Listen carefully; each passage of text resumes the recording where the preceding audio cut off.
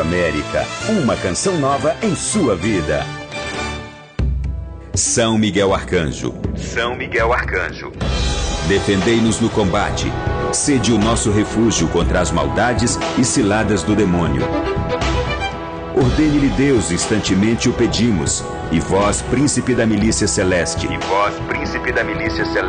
Pela virtude divina, precipitai no inferno a Satanás e a todos os espíritos malignos que andam pelo mundo para perder as almas. Amém. A partir de agora, a Canção Nova apresenta Mais Saúde. Nós espalhamos o amor pelo ar. Olá, muito boa tarde. Aqui nos estúdios da Rádio América, mas para todo o Brasil, com essa rede maravilhosa da Canção Nova. Quer dizer, você vai ficar aqui com a gente ao vivo das 12 às 13. 0 operadora 11 20 39 1410. 20 39 1410. Quem está me seguindo no Twitter, né, o @Gisela Savioli, sabe que eu troco de vez em quando uns twitters com um médico colega do Dr. Roque, que é uma pessoa que vira e mexe, vambora ser feliz, vamos operar, assim que ele fala, né? Indo não sei aonde para buscar um coração para transplantar. E outro dia ele me mandou uma foto linda, que quem entrar lá no blog vai poder estar visualizando, porque ele literalmente estava com um coração nas mãos. É a coisa mais linda. E eu já entrevistei no Mais Saúde, eu tive essa oportunidade há uns 3 ou 4 anos atrás. E novamente ele veio para prestigiar aqui o nosso programa e os nossos ouvintes. 0 operadora 11 20 39 1410. O telefone da América. Quem está comigo aqui é o Dr. José Lima, mais conhecido assim lá em casa como Lima. Médico graduado pela USP, com seu doutorado também pela USP, especialista em cirurgia cardiovascular pela Sociedade Brasileira de Cirurgia Cardiovascular, médico da Divisão de Cirurgia Cardiovascular do INCOR, coordenador da Comissão de Captação de Órgãos e Tecidos da ABTO, que é a Associação Brasileira de Transplante de Órgãos. Lima, que bom ter você aqui ao vivo. Boa tarde, Gisela. Mais uma vez um enorme prazer que você está me propiciando de a gente poder conversar um pouquinho e levar um pouco de informação a todo mundo que está nos ouvindo na cidade de São Paulo e no Brasil todo. Exatamente, porque você acabou de dizer informação. Gente, até eu que sou mulher de cardiologista, mas até nós termos na família, vamos dizer assim, alguém que precisou de um transplante, eu desconhecia de tantos detalhes. Vamos dar um panorama para esse nosso ouvinte que, independente ou não, eu acho super importante de nós conhecermos certos detalhes, porque isso pode fazer diferença na vida de uma pessoa, né? Gisela, você é, antes de qualquer coisa, uma grande amiga e esposa, na minha opinião, de um dos maiores cardiologistas desse país, que é o Roque, que eu tenho a condição de chamá-lo apenas de Roque. Quando nós falamos em transplante, Gisela, eu acho que é mais importante que inicialmente nós toquemos no assunto da doença que leva o paciente até essa condição final de tratamento, essa alternativa final no tratamento de uma doença que é a insuficiência cardíaca. A insuficiência cardíaca é uma doença extremamente traiçoeira, grave, com uma capacidade de matar enorme, que é um conceito que em medicina nós chamamos de letalidade e que as pessoas não têm esse conceito ainda. Uhum. Quando a pessoa recebe um diagnóstico, é muito comum no consultório que a primeira coisa que o paciente pergunte é qual é a chance que eu tenho de ficar curado, qual é a chance que eu tenho de sobreviver. E as pessoas em geral não têm medo quando recebem um diagnóstico de insuficiência cardíaca. Só para que a gente possa ter uma ideia, a letalidade, ou seja, a capacidade que essa doença tem de matar, só perde para câncer de pulmão. Ou seja, ela mata mais que câncer de mama, ela mata mais do que câncer de colo do útero, mata mais do que câncer de próstata, mata mais do que qualquer tipo de câncer, à exceção do câncer de pulmão. Mata mais do que todas as doenças infecciosas. Ou seja, um paciente que não trata adequadamente, que não controla os fatores de risco, que chega no consultório, às vezes, já com a fase avançada da insuficiência cardíaca, as chances de ele retornar um ano depois são de menos de 10%. Não brinca. Então é extremamente importante que as pessoas tenham o conhecimento e deem um valor adequado para a gravidade dessa doença, para o potencial de morte que ela carrega e que é, hoje em dia, controlada. Existem várias alternativas de tratamento clínico, várias alternativas de tratamento cirúrgico, para se tentar não só melhorar a qualidade de vida da pessoa, mas, sobretudo, prolongar a sua sobrevida. Fazer com que ela possa que nós possamos jogar um pouco mais para frente as alternativas cirúrgicas de tratamento, que são bem mais invasivas, impõem um risco imediato de morte, têm complicações pós-operatórias possíveis. E mas o que leva, então, uma pessoa a chegar nesse diagnóstico? A insuficiência cardíaca ela tem várias causas possíveis. Mais ou menos metade dos casos, 50%, 60% dos pacientes, é o que nós chamamos de idiopática, que é uma forma elegante de dizer, nós não sabemos qual é a causa nessa doença. Muito simpático. Nos demais, nos 50% restantes, existem várias causas, como pressão alta não tratada de forma adequada, pacientes que tiveram infarto porque têm doença coronária e infartaram, não foram atendidos precocemente de forma adequada e acabaram evoluindo com disfunção do coração, né? Com disfunção ventricular, que nós chamamos, que as pessoas chamam de coração inchado, coração grande, coração fraco, enfim. Existem algumas doenças infecciosas que também podem desencadear a insuficiência cardíaca e que infelizmente ainda são muito comuns no nosso país, como os pacientes que são portadores de doença de Chagas.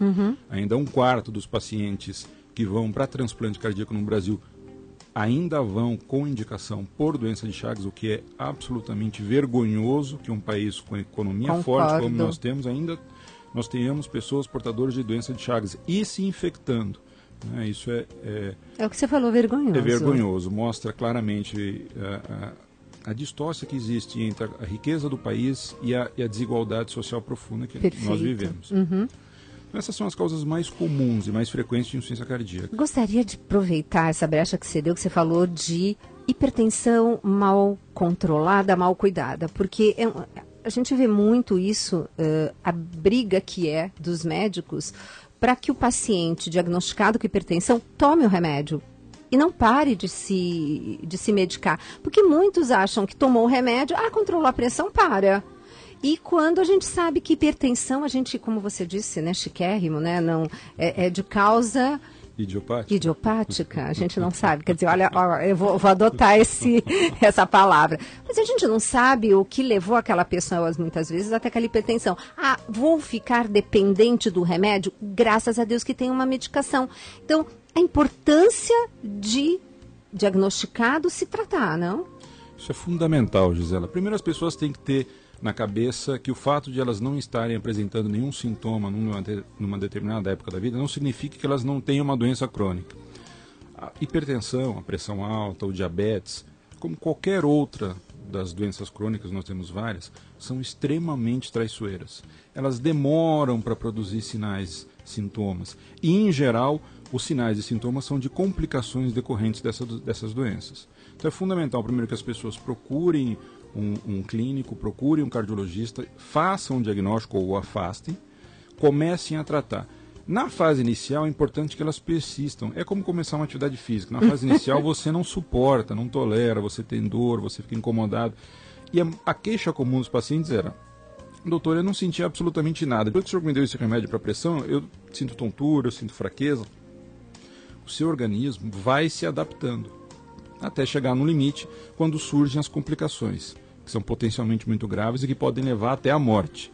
Então é fundamental que as pessoas façam esse diagnóstico precocemente e que acompanhem com o clínico, acompanhem com o cardiologista e insistam no tratamento. É bem provável que quando elas iniciam um tratamento de hipertensão ou de diabetes, elas tenham que fazê-lo para o resto da vida.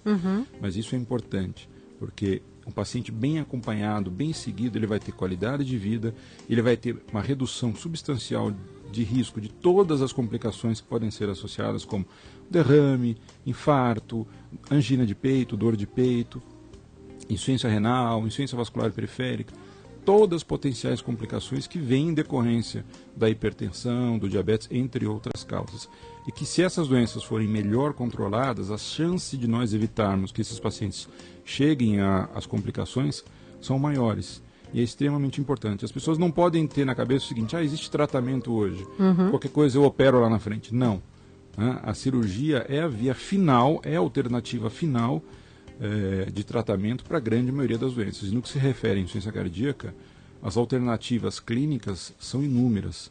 Então é extremamente importante que as pessoas valorizem e deem um devido respeito que essa doença merece, porque é uma doença extremamente limitante. As pessoas vão progressivamente perdendo a capacidade de fazer atividade física. Elas não conseguem, muitas vezes, nem tomar banho sozinhas, elas não conseguem dormir deitadas, elas têm que dormir sentadas, ou seja, exaure a pessoa, esgota fisicamente e psicologicamente a pessoa. Ela chega toda inchada, ela chega desnutrida, porque todo o inchaço também acomete o trato não consegue se alimentar adequadamente, não consegue respirar e comer. Para mim, um dos casos mais marcantes e que realmente mexeu, acho que não só comigo, mas com todo o pessoal do hospital, é o caso de um garoto de 19 anos de idade, no INCOR, que ficou no Rio de Janeiro, estava aqui em São Paulo na fila de transplante, ficou meses aguardando, internado, com alguns dispositivos que nós usamos na fase final da insuficiência cardíaca, como o balão intraórtico. Nós estávamos até aventando já a hipótese de implantar um ventrículo artificial, porque ele estava na fase final da doença. Ele não conseguia levantar... 19 anos. Ele não conseguia levantar o garfo para comer, de tanto cansaço, tanta falta de ar que esse garoto tinha. Nesse caso... Cada dia é uma luta para um paciente assim, né? Cada dia é uma vitória. Eu acho que eles acordam, sim, a expectativa de terminar o dia. De terminar o dia. Eu acho que eles vislumbram, como eu costumo dizer, a senhora morte à porta todos os dias. Esse garoto, o coração chegou para ele respondeu muito bem ao transplante, mas foi um caso marcante, porque nós chegamos no limite. No limite. No limite. Ele acho que ele não aguentaria mais alguns dias. Em uma condição de vida muito ruim. Então as pessoas precisam valorizar. Quem tem a oportunidade de controlar os fatores de risco, tem que valorizar, porque é uma doença perigosa. No caso desse rapaz, bom, ele provavelmente foi um problema genético, como é que foi? Ele é portador de uma doença que chama distrofia muscular. Tem várias formas, as mais graves, outras que são mais leves. No caso dele era uma forma um pouco mais leve, mas que de maneira incomum acometia muito o coração. Ele não tinha manifestações periféricas importantes. Explica um pouquinho melhor o que é essa patologia. Essas distrofias musculares, a gente até tem uma grande pesquisadora na Universidade de São Paulo, que é uma das maiores cientistas desse país, que é a doutora Maiana Zatz, com quem eu tive o prazer de ter aula no segundo ano da faculdade. Ela estuda muito as distrofias musculares de Becker, Duchenne e as várias outras. Nessa forma que, em geral, é um pouco menos, demora mais para evoluir, a pessoa já nasce com essa carga genética, já nasce com essa alteração, e ela vai tendo um enfraquecimento progressivo de toda a musculatura. Quer dizer, enfraquecimento do braço, da perna. E no caso desse rapaz... do diafragma, da musculatura respiratória, e o paciente morre. Acaba morrendo porque não consegue... Porque, gente, a gente respira porque a gente tem músculo na costela, né? Para falar assim um pouco, no costela e no diafragma, né? Mas no caso desse rapaz, então, assim, de uma maneira rara, vamos chamar assim, era um músculo cardíaco dele que não conseguia funcionar adequadamente. Ele tinha um acometimento preponderante no miocárdio, no músculo do coração. E ele já tinha alguns anos de história, vinha controlando clinicamente, o diagnóstico tinha sido feito na infância, mas chegou na fase final da doença, que o tratamento clínico já não produz mais efeito, já não há mais reserva cardiovascular, o coração não há mais nenhum... Ainda tem uma mitocôndria ali. Exatamente. Escuta... E precisava de um tratamento... E Lima, daí vocês ligam esse paciente aos equipamentos disponíveis no hospital para que ele fique sob assistência desses equipamentos vivo para aguentar a chegada de um coração. E aí, como é que foi... para que o pessoal tenha uma ideia, por que demorou tanto esse rapaz encontrar um doador? Como é que são? O que acontece? Porque a gente pensa assim, entrar na fila, o primeiro coração que sobrou, que localizou, vai para aquela pessoa. Não é bem assim, gente. Aí nós vamos entrar numa seara extremamente importante, em que a atividade médica, que é eminentemente uma atividade técnica, depende do apoio da atividade política. Existem alguns fatores que nós levamos em consideração para escolher, para alocar. Primeiro que existe uma fila. Que é respeitadíssima, gente. Não tem esse modelo, fulano conhece. Não é verdade, Lima? Todo mundo pensa que essa fila é mais ou menos, né? Não é não, gente. Não importa, é por ordem de urgência, né? De tentar... Temporal. É bem certinho, viu? Se existe uma coisa que nós podemos garantir em saúde pública que funciona bem no Brasil, é a alocação de órgãos para receptores. São as filas. É importante salientar que a legislação brasileira para identificação, diagnóstico de morte encefálica, de retirada de órgãos e tecidos de pacientes que foram óbito, é a mais severa do mundo. Ai, que lindo. Não existe nenhuma legislação no mundo tão rigorosa. Tão rigorosa quanto a nossa, no diagnóstico, na forma como abordar a família, na alocação dos órgãos e tecidos. Alocação que significa... A distribuição, perdão. De se escolher para quem vai em um determinado órgão. Perfeito. A fila, ela tem uma sequência temporal. Existem algumas variações em função de se obter melhor resultado. No caso do transplante de coração, existe uma situação de prioridade, que são aqueles pacientes que estão internados em ambiente de UTI, que estão precisando de droga para manter a vida, senão ele não mantém pressão adequada, que precisam de algum mecanismo para gerar, que nós chamamos de débito cardíaco, para fazer a função do coração, como um balão intra-aórtico, ou às vezes até um coração artificial, um ventrículo artificial, para que eles possam aguentar até o momento do transplante e cheguem em condições melhores para isso.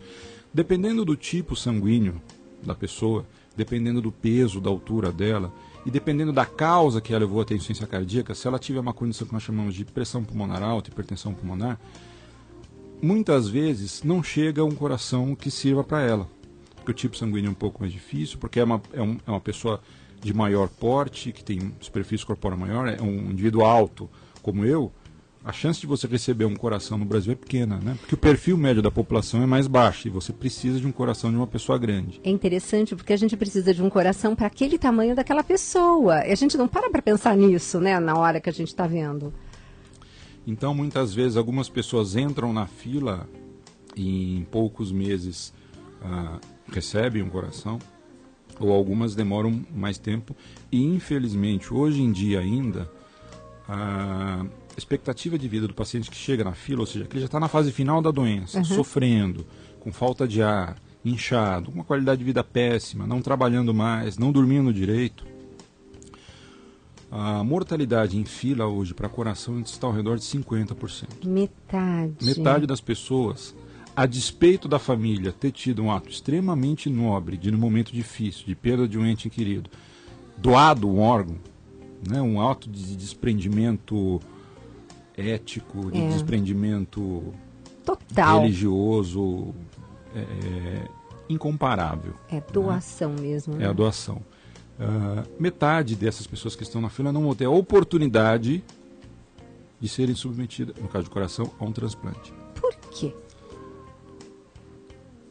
Primeiro, em alguns casos, pacientes que, como a gente já comentou, dependendo do tipo sanguíneo, ou foram pacientes um pouco mais pesados, é mais difícil mesmo aparecer um coração. Quer dizer que você perde coração por não ter pessoas que possam recebê-lo? Perdemos muito. E aí nós vamos entrar mais uma vez numa questão política, que é uma coisa que eu tenho batido muito, tenho procurado alguns deputados, vereadores, para que nos ajudem nessa situação. Veja o que acontece. Hoje, o grande parâmetro de doação, de transplante, o melhor serviço, mais organizado, mais estruturado, que eu tive a oportunidade já de conhecer, é o serviço espanhol. Na distribuição de órgãos e tecidos, que é uma atividade em que a iniciativa privada participa, isso em outros países, isso é mais desenvolvido nos Estados Unidos. E o perfil dos doadores deles é muito diferente do nosso. Os doadores deles, na média, são doadores que têm mais idade, que mais frequentemente evoluíram a óbito, morreram, chegaram à morte encefálica após um derrame, após um infarto com parada cardíaca ou alguma outra doença. No nosso caso, em virtude, infelizmente, da nossa grande desigualdade social, o perfil médio dos nossos doadores tem idade bem menor. São vítimas de trauma, de violência, de acidente, de tiro, ferimento por arma de fogo. que, do ponto de vista médico, técnico, são os melhores doadores. Verdade. São pessoas que eram saudáveis, que não tinham nenhuma doença crônica. Sim. E que tiveram uma condição aguda. Entraram em morte cefálica e potencialmente doadores, mas por uma condição aguda, abrupta. Certo.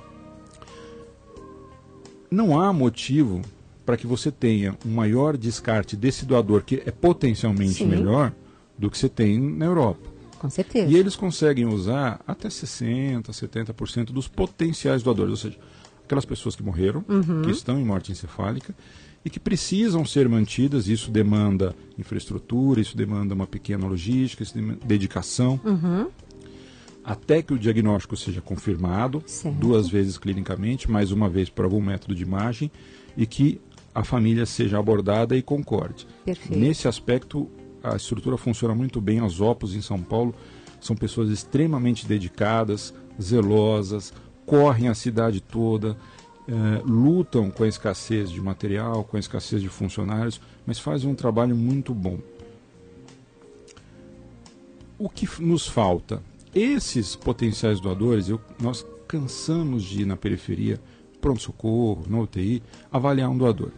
Esse doador ficou ali um período, algumas vezes razoavelmente longo, sem um suporte tão presente, tão adequado. Porque você chega no pronto-socorro da periferia, como às vezes já cheguei no Hospital Municipal do Campo Limpo, Pirajussara, Grajaú, Mandaqui, e o colega que está de plantão, muitas vezes é um cirurgião, um clínico, ele tem 20, 30, 40, 50 pacientes ali na maca. O corpo de enfermagem está absolutamente atarefado, sobrecarregado. Eles não conseguem, muitas vezes, trabalhar de forma adequada e dar a atenção que um potencial doador demanda. Porque você tem que trabalhar com droga, você tem que trabalhar com volume, você tem que dar antibiótico, enfim, todos os cuidados que um potencial doador demanda. E nós perdemos muitos doadores. Entendi. A nossa taxa de descarte, a despeito de nós termos os melhores potenciais doadores, é maior do que se tem na Espanha. O que é incabível. Porque enquanto você tem pessoas morrendo na fila, aguardando um coração, Lima, aguardando um pulmão, você vai avaliar, é extremamente frustrante você ir avaliar um potencial doador jovem, saudável, e que você não consegue usar o coração, não consegue usar o pulmão, não consegue usar o pâncreas, porque naquelas horas ele não foi mantido adequadamente. Ai, meu Deus. Então a nossa taxa de descarte ainda é muito grande. A despeito de nós termos um aumento significativo do número de doadores por milhão, e aí nós temos que tomar algum cuidado com quem faz essa análise, porque está usando uma, entre aspas, uma esperteza estatística. Não, diz que a estatística é a ficção da matemática, É a ficção da matemática, perfeito. A nossa taxa de descarte ainda é muito alta. Certo. E não é difícil, não seria tão caro assim você garantir que nos hospitais você tivesse uma estrutura de apoio às OPOS, para que elas pudessem ajudar em loco na manutenção do doador, nos cuidados, para que você não tivesse a dependência de quem também tem que estar lá cuidando, atendendo um politrauma, atendendo um paciente que chegou ao pronto-socorro com uma condição clínica ou cirúrgica aguda. Então, eu acho que isso ajudaria muito, isso teria um impacto muito grande, e não só nós aumentaríamos o número de transplantes que nós poderíamos estar fazendo no Brasil, como nós melhoraríamos os resultados dos transplantes. Por quê? A idade do doador, para quase todos os tipos de transplante, é o que nós chamamos de preditor de resultado. Ou seja, quanto menor a idade, de uma forma geral, maior a chance de você ter um transplante bem sucedido. Olha que interessante. Então, além de você aumentar o número de transplantes, você poderia também aumentar as chances de que esse transplante desse certo. É que nem um senhor de 60 receber um coração de um jovem de 30. Exatamente. Então você imagina o seguinte, para nós é extremamente frustrante você chegar para avaliar um doador e sabendo que existe um receptor. Não, conhecendo, né? Porque não é que você sabe que tem uma fila, você conhece as pessoas, né? Você tem, como você falou desse jovem, mas eu já vivi com vocês um período em que eu sei como é que é. Existe um envolvimento com cada paciente, né? Se conhece a família, a história, né? Enfim. Então, para nós é extremamente frustrante você conhecendo, tendo esse envolvimento que você acaba tendo. Muitas vezes você tenta evitar por uma questão de defesa para que você continue trabalhando, mas você não consegue. Lima, nós estamos indo para o nosso primeiro intervalo. Eu sei que você está adorando o programa. Eu sabia que você ia adorar, mas tem ainda, graças a Deus, mais um bloco e ainda conosco aqui direto na rede, né? Que agora o nosso programa não tem aquela paradinha de despedir com a rede e ficar só aqui em São Paulo. Agora a gente tem o programa inteirinho para todos. Mas já já a gente volta e esperando aqui, se você quiser fazer uma pergunta, nós estamos aqui à sua disposição.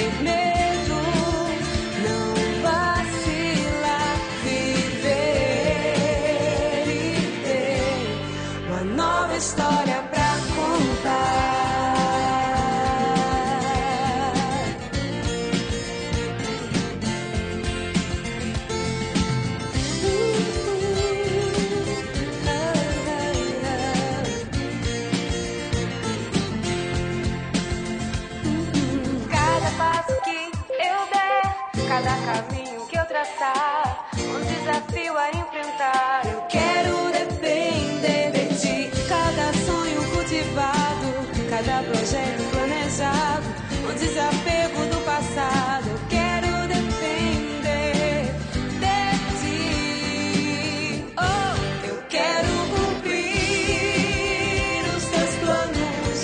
Eu quero abraçar o novo em minha vida. Estamos apresentando Mais Saúde. Agora na América, a verdade em questão. A reflexão sobre a fé com o Padre Paulo Ricardo. Eu estou falando das cobranças que estão carregadas de chantagem, carregadas de vitimismo. Você sabe o que é vitimismo? A pessoa se colocar como vítima. Ninguém me ama, ninguém me quer, ninguém dá atenção para mim, ninguém nunca liga para mim, ninguém pergunta como que eu tô. Ai, ai, ai, né? Aquela pessoa feridinha, né? Com as suas feridas, que se faz de coitadinha o tempo todo. Ninguém me ama, ninguém me quer. Vítima imolada. Pois bem, nos nossos relacionamentos familiares, nós temos isso muito, e isso é muito frequente. Como isso desgasta um relacionamento. E às vezes a gente vê que isso já começa no namoro. Você ouviu A Verdade em Questão com o Padre Paulo Ricardo. A Rádio América vem com tudo nesse ano. Aqui você se prepara a cada dia para a JMJ 2013. Eu bote fé também para você saber o que está acontecendo com a cruz e o ícone de Nossa Senhora. Participa de promoções especiais. Na hora que falou o meu nome, eu comecei a chorar. Interage em nossa programação através do america.cançonova.com. Ela pede oração pela família. Fique ligado na Rádio América. AM 1410. Uma canção nova em sua vida. Professar a fé na Trindade equivale a crer num só Deus que é amor, o Pai, que na plenitude dos tempos enviou seu Filho para nossa salvação, Jesus Cristo, que redimiu o mundo no mistério da sua morte e ressurreição, o Espírito Santo, que guia a Igreja através dos séculos. Ano da Fé. A canção nova é mais igreja. Extra, extra. Notícia para toda a família. A revista Canção Nova Kids é um jeito divertido de falar de Jesus para as crianças. Cadastre uma criança para receber a revista Canção Nova Kids no site clubinho.cançãonova.com. Cançãonova.com. E um recado bem legal para os pais. Você também pode escolher doar pelo débito automático. Contamos com você. Mais informações: 12 31 86 2600. Revista Canção Nova Kids. Sua fé transformando vidas. Juntos evangelizando nossos pequeninos.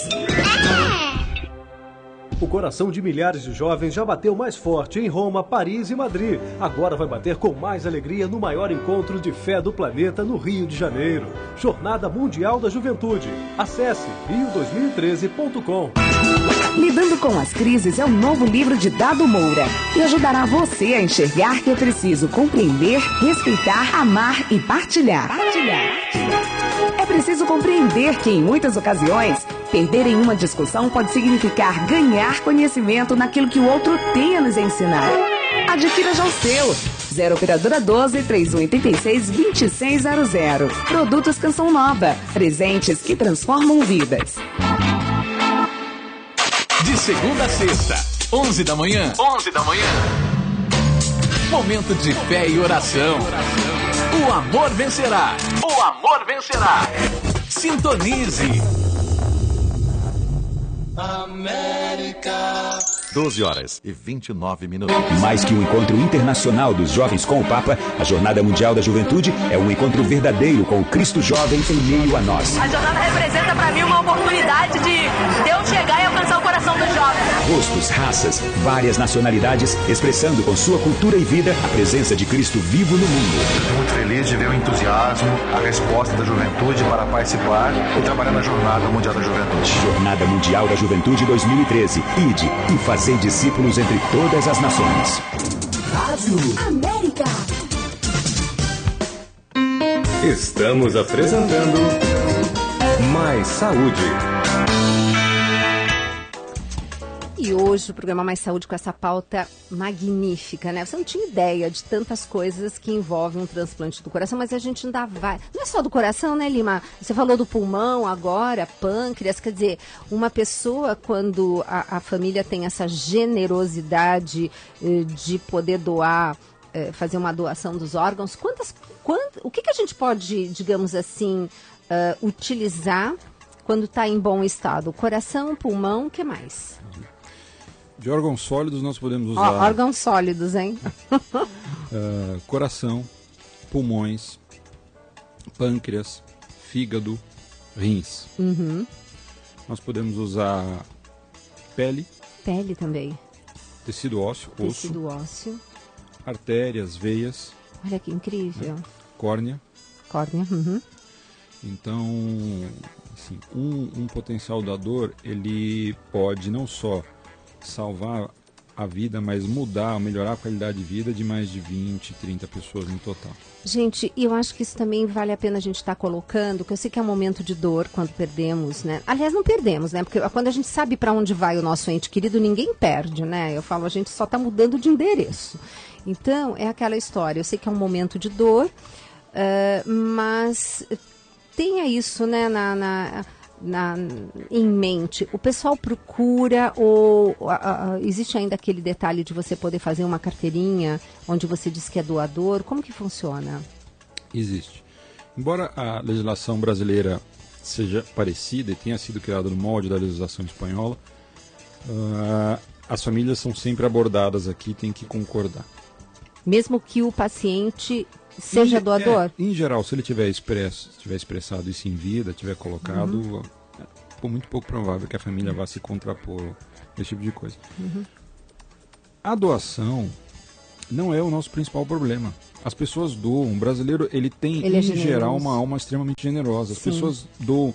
E muitas vezes elas ficam torcendo para que nós consigamos usar. Quando você vai fazer uma captação numa cidade pequena, por mais que você tente evitar o contato com a família do potencial doador, você chega numa cidade pequena, todo mundo sabe que está chegando uma equipe de alguém que morreu e para fazer a captação.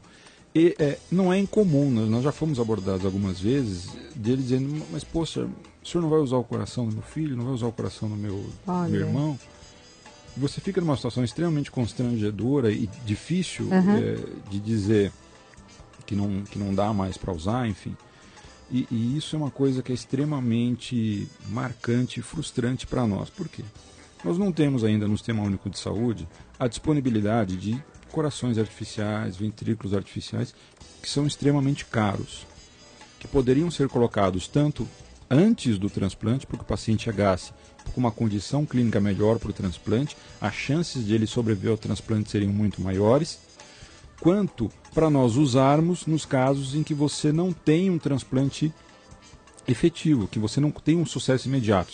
O coração não bate de forma adequada, existe uma série de causas potenciais para isso, e você, para poder tirar aquele paciente da mesa, com aquele coração que não está funcionando, você precisa de um dispositivo como esse. Nós não temos isso ainda facilmente à disposição no Sistema Único de Saúde. O que torna esse momento da avaliação, para quem vai fazer ou não a captação do coração, extremamente crítico, crucial, como nós estávamos comentando aqui agora há pouco. Você sabe que você tem que usar aquele coração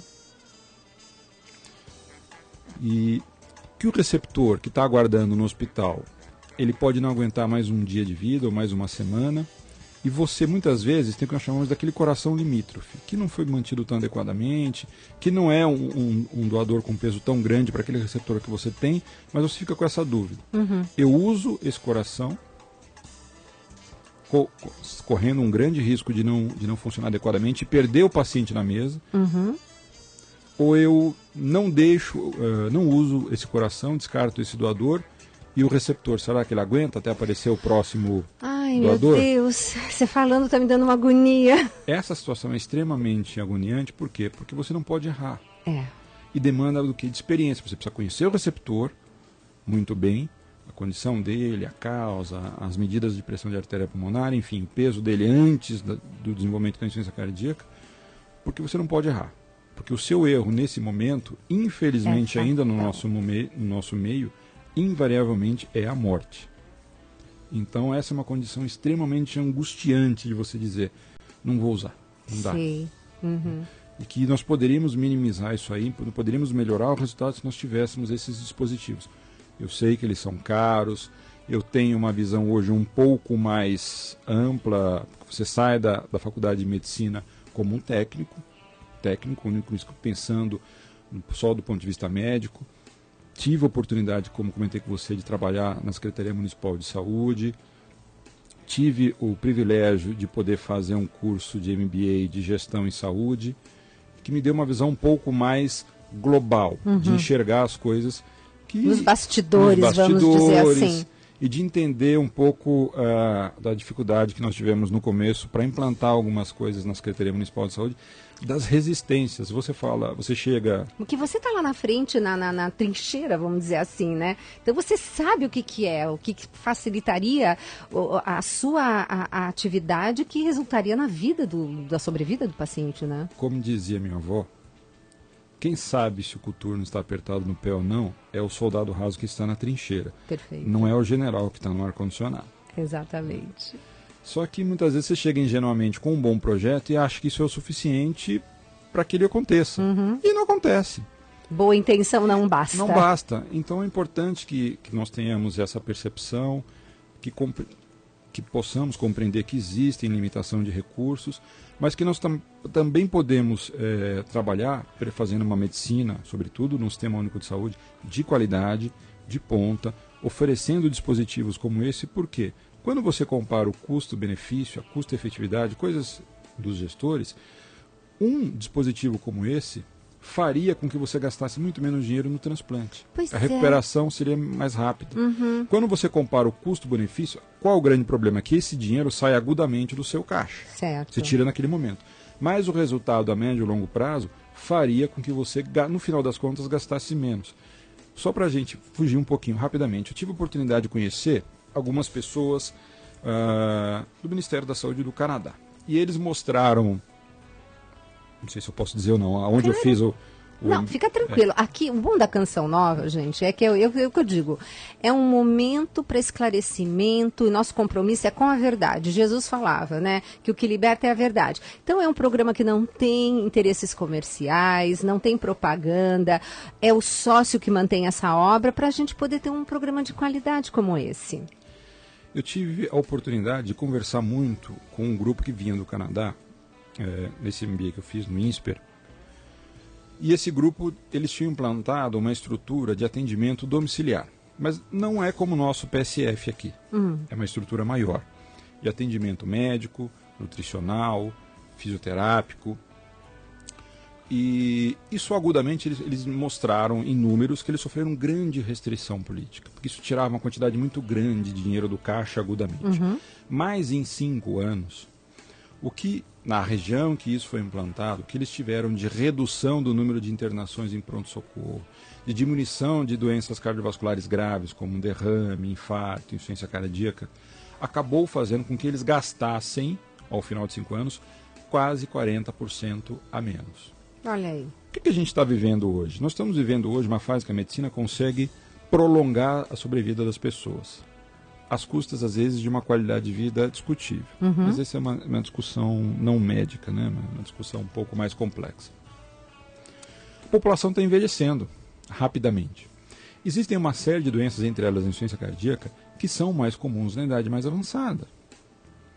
É de se imaginar que daqui a 5 anos, 10 anos, nós temos muito mais pacientes portadores de insuficiência cardíaca. Com certeza. Com as complicações de um infarto, com as complicações de um derrame.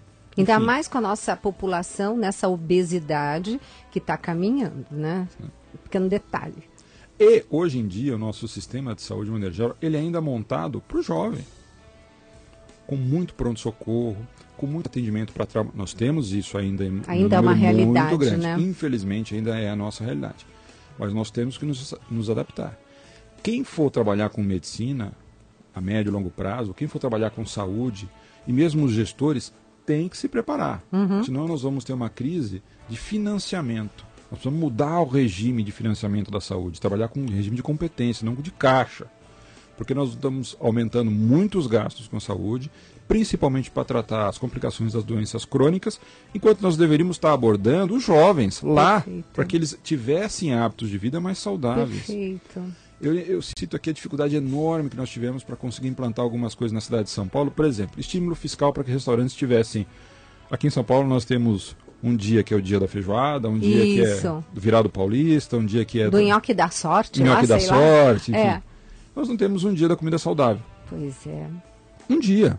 Porque os restaurantes fizessem um dia uma alimentação saudável, orientada, para que as pessoas fossem se adaptando isso e pudessem ver, como eu vi por sua influência, que você pode comer bem e se satisfazer. Né? Eu sou prova viva disso. Você sabe o quanto eu emagreci. Mas é importante isso. A dificuldade que nós tivemos para implantar uma mudança do cardápio nas escolas municipais.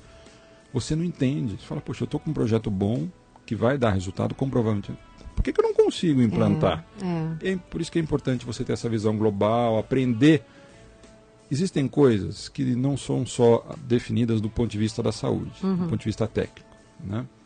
Para você implantar políticas públicas assim que deem resultado como esse, você precisa entender quais são as regras do jogo e você precisa ir jogar no teatro deles. É lá que você tem que jogar, com as regras deles, para poder atingir o resultado que você quer, que é de beneficiar a população, que é de promover saúde. E muitas vezes isso é um pouco difícil, mas eu acho que é uma luta que a gente tem que manter, que nós temos que buscar, porque senão não vamos ter, nós não vamos ter como financiar a médio prazo a saúde para toda a população como de acesso universal como é no Brasil. Nós não podemos ter uma postura hipócrita. Então você faz um transplante num paciente, você faz uma cirurgia cardíaca num paciente no hospital, porque ele conseguiu chegar no hospital universitário, no hospital terciário do SUS, e ele morre na periferia porque não tem AS do posto de saúde. Exato. Isso é inadmissível. Exato. Né? Isso é a cara do Brasil, isso assim, é assustador e é lamentável. Nós precisamos garantir um sistema de saúde eficaz, eficiente para toda a população. Eu acompanho muito também pelo Twitter o senador Cristóvão Buarque, que é uma pessoa que tem... Eu discordo de algumas coisas do ponto de vista dele, mas tem algumas coisas com que eu concordo. Se você entrar numa agência do Banco do Brasil, na Avenida Paulista, ou num ponto mais distante, no Amazonas, ela tem o mesmo padrão. Ela tem a mesma qualidade, ela tem o mesmo material, ela tem o mesmo suporte de informática. Por que a saúde não é assim? Exato. Por que nós temos pessoas que ainda precisam vir de outros estados para fazer transplantes em São Paulo? Por que elas não podem ser atendidas no estado dela? E bem atendidas. É um direito nosso.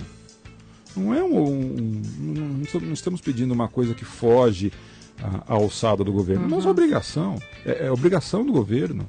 A saúde não foi posta na Constituição de 1938, que a saúde é um direito de todos, que o acesso é universal. Então cumpram. Exato. Mas olha, gente, eu quis trazer o Lima aqui para vocês verem que às vezes as coisas não aparecem, mas tem gente batalhando por nós.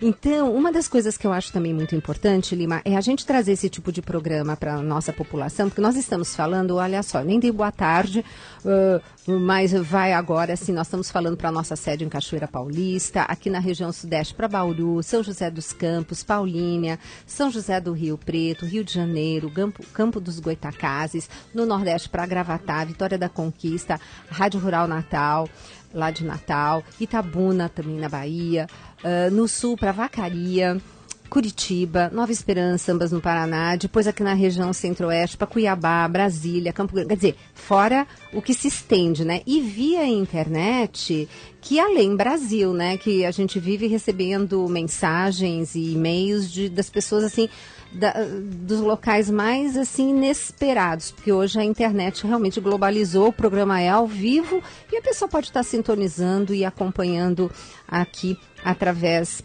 do blog, etc e tal.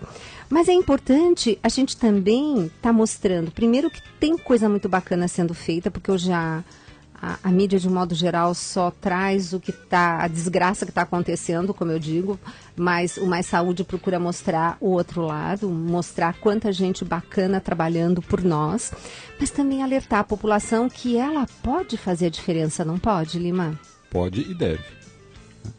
Pode e deve diretamente. Primeiro, cuidando de si e informando os seus entes, seus familiares, a mudança dos hábitos de vida, do estilo de vida, sobretudo da alimentação.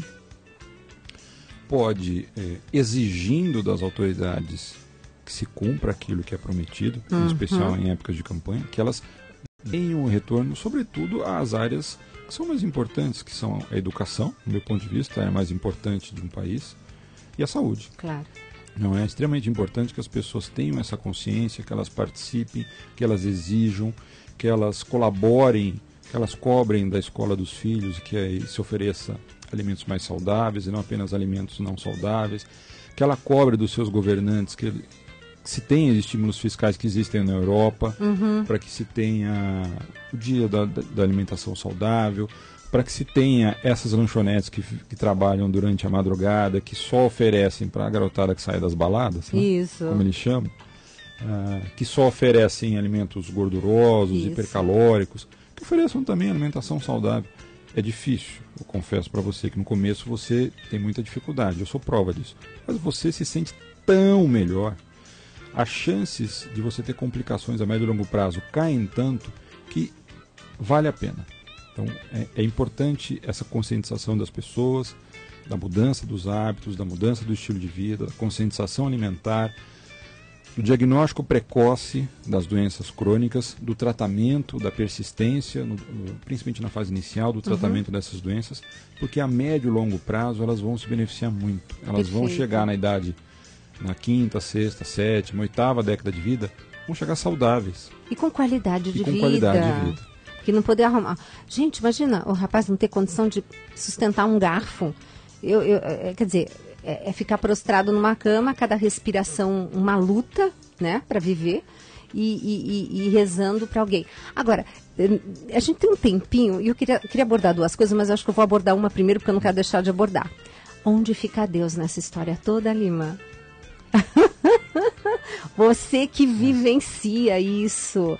Outro dia ele me passou no Twitter uma foto que eu falei para vocês que eu vou colocar no blog, segurando um coração, gente. Sabe o que é isso? Eu fico encantada. Eu sou absolutamente suspeito para falar que, para mim, a cirurgia cardiovascular é a mais bonita de todas as especialidades cirúrgicas. Os meus colegas vão me matar, mas eu acho que não existe uma especialidade, do ponto de vista cirúrgico, tão invasiva quanto a cirurgia cardiovascular. Não, você já pensou? Eu acho que é a mesma coisa. Quando tem momentos que você olha para o sacrário e não está Jesus lá, é quando você olhar para um peito e não tem um coração. Tem um momento... Não é impressionante isso? É impressionante. A cirurgia cardiovascular tem algumas coisas impressionantes. Essa é uma delas. Durante a cirurgia, muitas vezes separa o coração e o pulmão do paciente. Outra é quando você... Esse pequeno fase do transplante que você tirou o coração, que está doente e ainda não implantou, que você vê aquela imagem. E outra é uma condição que nós chamamos de parada circulatória total, quando o paciente fica até 1 hora a 14 graus de temperatura, com o coração parado, o pulmão parado, como se estivesse morto. Né? E você consegue fazer o procedimento que tem que fazer e boa parte das vezes, da maioria das vezes, o paciente sai bem, sem déficit neurológico nenhum. Olha, mas enfim. que benção. Eu sou de formação católico. Né? Eu tenho uma formação religiosa que é bem intensa, porque eu estudei num colégio adventista, fiz todo, na época, 1º grau, né? do pré à 8ª série. No colégio adventista, lá no bairro do Campo Limpo, onde eu cresci. Passei o começo da minha infância, depois nós nos mudamos de lá. E a formação religiosa nesse colégio era muito intensa, porque eram aulas de religião 3 vezes por semana. Então eu conheço a Bíblia direitinho. O Velho Testamento principalmente, Gênesis, Número, Deuteronômios, enfim. Êxodo, Gênesis, Êxodo, Número, Deuteronômio. Sabia tudo, porque a formação fazia parte de uma formação religiosa sólida. Muito grande. A despeito disso, eu quis seguir o caminho do catolicismo. Sou católico, tenho primeira comunhão feita, enfim, tudo isso. Eu acho que é muito difícil, eu não entendo, as pessoas, eu defendo o livre-arbítrio, a privacidade das pessoas, que não seja invadida, mas as pessoas têm o direito de escolher e professar a fé que elas bem entenderem. Eu acredito, sou católico de formação, acredito em Deus. Tem algumas restrições, algumas atividades, não, né, enfim, do que está em torno da fé das pessoas. Mas tem umas coisas assim interessantes. Muitas vezes, quando você está num procedimento, às vezes a cirurgia é difícil, ela não anda. E cirurgia cardíaca é sempre uma corrida contra o tempo, porque senão você demorar demais, a cirurgia fica perfeita, mas o coração não bate. Porque ele não pode ficar parado durante muito tempo. E a cirurgia é difícil tecnicamente, ela não anda. Eu já me peguei inúmeras vezes dizendo assim, ou algo parecido. Jesus Cristo, pelo amor de Deus, acabou a brincadeira, né? Tá na hora de começar a ajudar.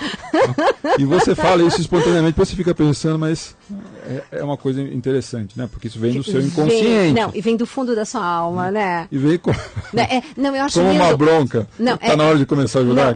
Eu vejo muito assim, Lima, quando você diz, bom, eu já fiz tudo, agora entra você no jogo aqui, né? É quando nos sentimos fracos, é que somos fortes, porque aí entra Deus com o seu auxílio, eu vejo bem isso. Mas é muito interessante, né? Inclusive eu lembro que quando o Roque assistiu o transplante de uma pessoa conhecida nossa, ele ficou assim, encantado, que quando você depois termina o transplante, o coração também está parado, você dá um toquezinho nele, dá uma cutucadinha, ele desperta. Gente, como é que é isso? É uma coisa muito especial, né?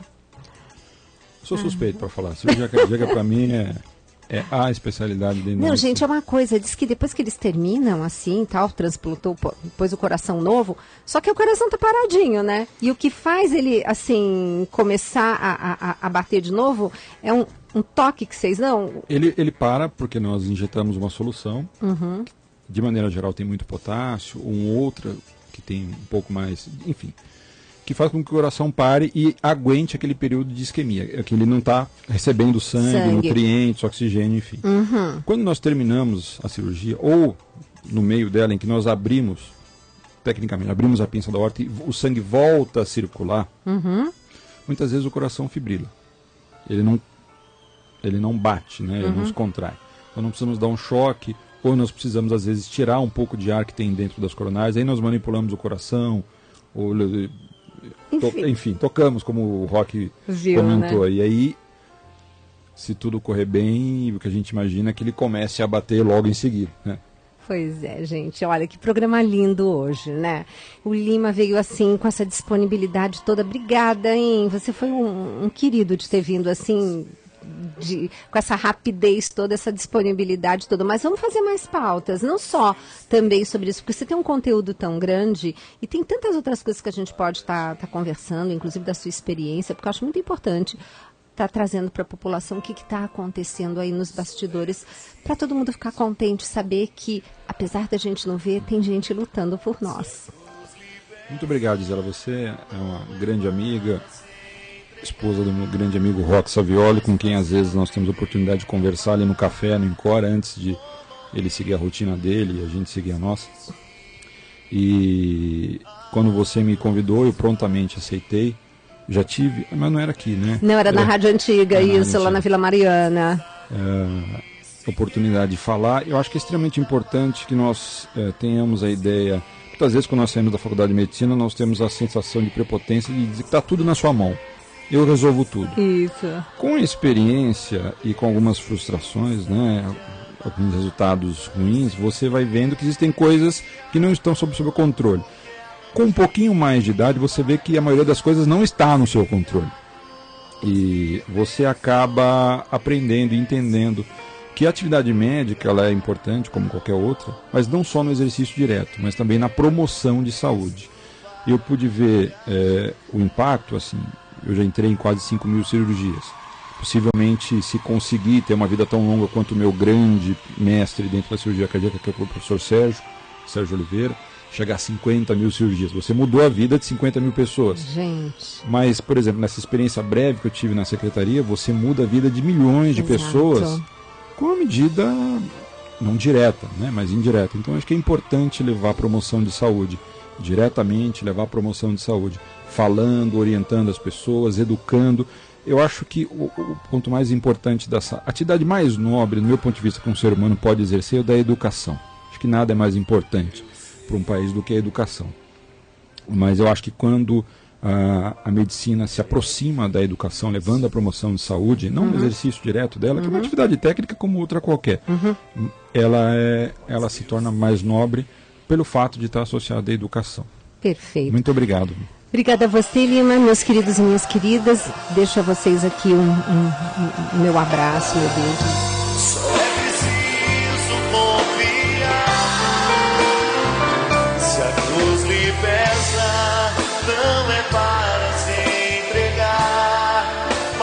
Se aprender a amar como alguém que não desiste, a dor faz parte. Acabamos de apresentar Mais Saúde. Você confere agora para ver a vida acontecer. Dicas para um novo estilo de vida com Ricardo Sá. Deus nos chama à santidade. E para falar